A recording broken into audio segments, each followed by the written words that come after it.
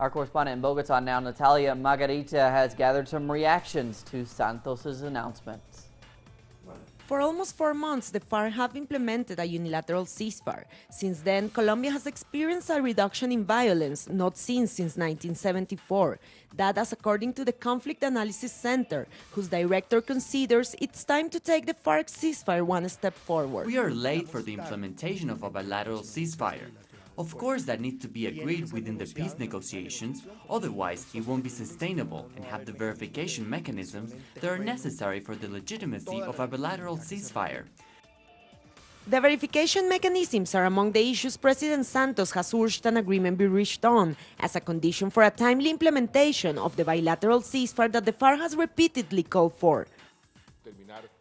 I hope that up to the 31st of December, we can, for instance, conclude the 5th point of the peace talks agenda, which is the end of the conflict, so that we can decree a bilateral and internationally verified ceasefire starting from the 1st of January.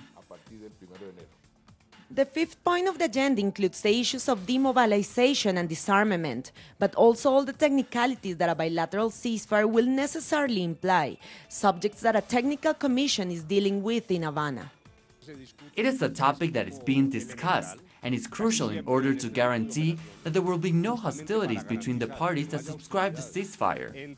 There needs to be some sort of control and verification, and that discussion has not concluded yet.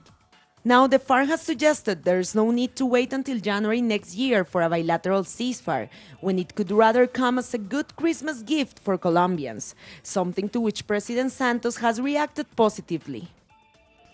If we Colombians have already felt a reduction in violence, and the last 2 months have been the least violent in terms of armed conflict, now imagine how amazing it would be to have our first Christmas with no arms. The announcement comes right ahead of the beginning of a new round of peace talks next week, bringing high the expectations of many Colombians. Natalia Margarita, Telesur, Bogotá.